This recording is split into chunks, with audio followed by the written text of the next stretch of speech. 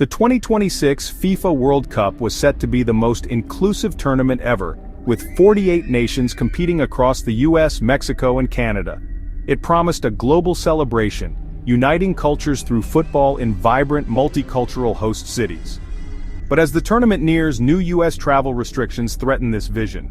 Policies enacted under the Trump administration have created barriers for citizens from many countries, casting doubt on the event's accessibility. The World Cup's spirit of openness now clashes with a closed-door reality. Entire populations are barred from entry, undermining the tournament's message of welcome and unity. The excitement is now mixed with anxiety. Can the US truly host the world while excluding so many? The 2026 World Cup is becoming a test of whether global events can remain inclusive amid rising geopolitical friction. The beautiful game finds itself caught in a political crossfire. The new US travel policy fully bans citizens from 12 countries and partially restricts 7 more, shutting the door for millions of fans. While athletes, coaches, and their families are exempt, ordinary fans from these nations have no pathway to attend matches in the US. This creates a sterile environment. Players can compete, but their supporters are left behind. The policy divides the World Cup experience. For most, it's just a matter of tickets and a visa. For those from banned nations, it's impossible. The result is a deeply unequal playing field, not on the pitch but in the stands. The US administration's promises of a seamless experience ring hollow for those excluded. The World Cup, meant to be a global festival, now comes with an asterisk. The message: the world's best players are welcome, but not all of its people. Critics argue this undermines the tournament's universal appeal. The heart and soul of football, the fans, are being left out. The World Cup risks becoming a party with a guest list, not a global celebration. Iran's story captures the paradox of the 2020.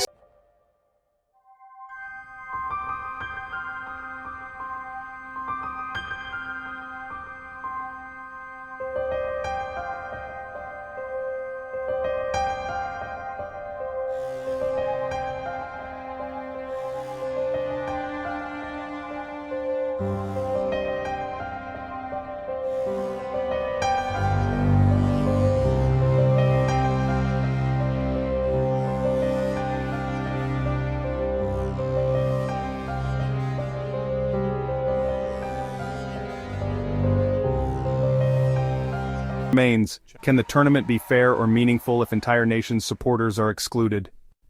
Beyond outright bans, visa delays are shutting out fans from many countries. US tourist visa wait times now stretch for months or even over a year, making it nearly impossible for many to attend. Fans, journalists, and support staff from across the globe are caught in bureaucratic limbo. The World Cup relies on a massive international workforce, but slow processing threatens media coverage and event operations. For many, the risk and uncertainty of applying is too great. Plans are abandoned before they begin. The US cites staffing shortages, but for fans this is little comfort. The silent ban of administrative delays is excluding thousands, eroding the promise of a truly global event. The World Cup's openness is being lost to red tape. The travel bans and visa delays aren't just a problem for fans, they're hitting American host cities hard. Cities like Los Angeles and Miami expected a tourism boom, but now face lower visitor numbers and lost revenue. Diaspora communities like Iranians in LA or Haitians in Miami are cut off from friends and family who can't attend. The bans have also strained relations with co-hosts Mexico and Canada, who have more open policies and worry about the tournament's image. Organizers face logistical headaches, with speculation that FIFA may move matches involving banned nations to Canada or Mexico. This would create 2 separate World Cups, one for those America welcomes, another for those it excludes. The economic and diplomatic fallout is real, and the spirit of unity is under threat. The World Cup's promise of a shared celebration is being replaced by division. The event risks being remembered for who was left out, not who won. The US travel restrictions sparked immediate global backlash. Fans, human rights groups, and journalists questioned how a World Cup could be hosted by a country that bars so many from attending.